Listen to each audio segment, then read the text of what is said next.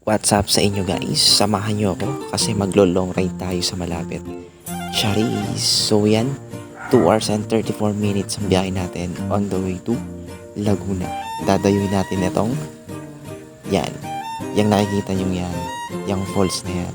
Pero para natin yan, so bibiyahe muna tayo. Umalis ako dito guys ng mga 9:40 kasi meron kaming meet up dito sa may Unified Langkaan, Dasmariñas, Cavite. So, dito natin naantay ng ating mga tropa na si Master J, Boss Jeff, Renzi, and Nel. So, dito, wala pa naman sila, hindi ako late. Then, maya-maya, andito na si Boss J, si Nel, and then si Renzi. Abang inaantay na lang natin si Boss Jeff na makarating. So, dito guys, andito na si Boss Jeff. So, kompleto na tayo. At ready na tayo mag-take off. And then, so, ayan. Ako yung mauuna dyan. Kunwari, alam ko. Charis! Ako yung mauuna dyan, pero dahan-dahan lang naman. And then, ayan, pumupugak-pugak na yung gas ko. Kailangan ko nang magpagas. So, ayan si Master. Nakasunod lang ako sa kanila kasi mahirap manguna kasi mamaya may lubak. Tsaka hindi ko alam ang daan. So, nandito na tayo sa may GMA. Inaantay natin yung isang tropa na si Formoto. So, ayan guys, si Formoto. Palambing na lang, no? Pa-follow na lang siya. And then, dito, kompleto na kami. Ayan, si Formoto, si Boss Jeff, si Boss J, and then si Renzi nandito, katabi ko siya. So, ayan, take off na kami yan. Dire-diretso na. Wala na kaming aantayin. So, ang gagawin na lang namin, magpapagas na lang muna kami para rekta na, wala nang hintuan na mangyayari. So, dito magpapagas kami sa Uno Fuel. Kasi sa Uno Fuel ang mas mura-murang gas station. So, hindi ako nagkakamali, mga 50 something, no?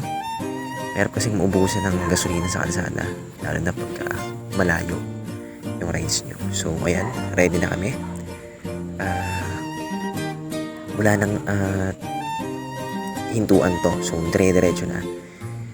Ayan, si Boss J yung may, yung naka-Mio na yan. Ayan, si Renzi tsaka si Nel yung naka-NMAX. And then, naka-Aerox si Boss J. And then, ayun, nasa kanan ko, si Formoto. So, siya yung minsan yung nag-lead, no? Ng ano namin, sa kalsada. Siya yung sinusundan namin. Kasi, nakapunta na rin yan. And then, si Boss Jeff, si Boss J. So, ako at saka si Renzi, sumusunod lang kami. And then, ang sarap mag-drive pagka gabi. Kasi bukod sa hindi nakakapagod, walang araw, syempre. And then, kukunti yung mga kasabay mong motorista. So, yan. Takbuhan namin mga 70-80 or nababa pa ng 60. So, after ng mahaba-habang pigaan ng Silingator, nakarating na kami dito sa Los Baños, Laguna. So, dito magbabawas muna kami. Jingle muna kami. And then, ayan, si Formoto at si Boss. Magbabawas kami dyan. And then, magtitake ng picture daw muna para kahit paano may remembrance. So, ayan, humugot na ng cellphone si Formoto. Then, kumuha na ng picture. So, ayan. And after nyan, guys, mag-take namin ng picture. Iga na ulit. So, hindi ako nagkakamali. Mga 50 to 30 minutes na lang para makarating kami kila Master J sa bahay nila. Para dun kami magpapahinga. And then maya-maya, minadaan na kami 7-Eleven. Tumigil muna kami 7-Eleven kasi bibili sila lang alak nila kasi magiinuman daw sila. So, ayan, tsaka magkakape na rin si Renzi kasi medyo inaantok na daw. Sabi ni Ned. Kaya, ayan, kakape muna kasi medyo malabo din yung mata ni Renzi pagdating sa Inaantok na, Anel. Inaantok na. Oo. Sabi ko nga, puta na ano. Mga po edits ko. Kambihin mo. Cambio muna. Then yan, after namin makabili ng alak, makainom ng kape si Renzi, ay pumiga na naman kami.